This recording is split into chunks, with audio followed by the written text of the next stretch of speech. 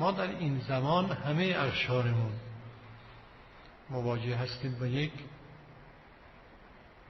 فتنه عظیم شیطانی برای اینکه ما را از رهبری الهی و اون حقی که خدا برای رهبر دینی بر مردم قرار داده جدا کنه. اون چه روح انقلاب اسلامی است، اون چه مشخصه این حکومت است و در همه عالم این حکومت به نام حکومت ولایت فقیه شناخته میشه. میخواستن اینو بگیرن، اگه بشه حذفش کنن، اگر نه لااقل با تغییر قانون اساسی و این حرفا، اگر نه لااقل تضعیفش کنن، کم رنگ بشه، نقشی نداشته باشه. قوام این حکومت به اینه که مردم اطاعت رهبرشون را اطاعت خدا میدونن. دین با سیاست با هم توأم شده.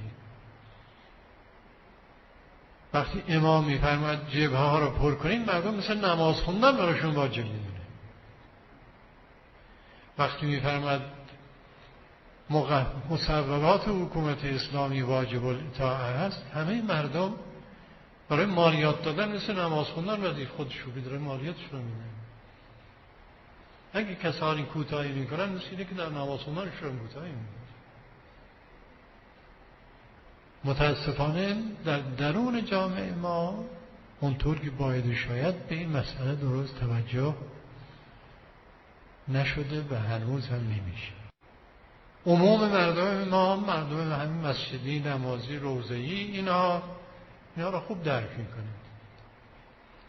اما خواصی که مسئولیت پذیر هستند در پست‌های مختلف، اونا خیلی باورشون نیست. اونا خیال میکنن که رهبرم مثل رئیس جمهور یه جور پستیشون، یه جور پستی.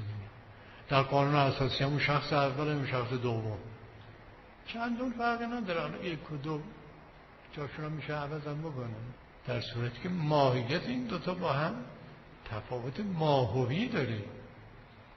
اون یک رهبری دینی جانشین امام زمان است، اون یک نماینده‌ای که مردم انتخابش کردن.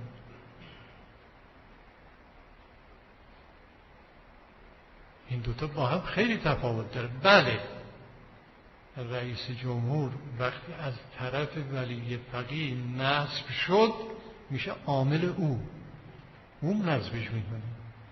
اون پرتو قداستی که او داره بر این هم میتابه. وقتی شد رئیس جمهور اسلامی، حکمش را از رهبر یعنی جانشین امام دریافت کرد، اون قداست بر این هم میتابه پرتوش.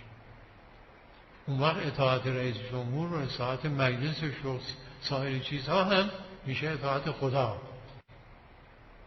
اما تا اینجور نشده حساب رهبر از دیگران جداست.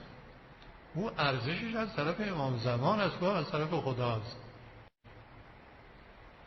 مردم برای او مقامی قائل هستند که گویا از لبهای امام زمان شنیدن که او نایب من است. البته چنین چیزی نیست. نسب عام است.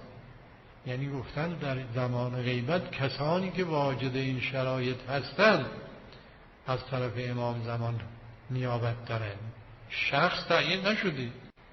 این رمز پیروزی و رمز پیشرفت و رمز دوام در مقابل همه توطئه‌ها در این جامعه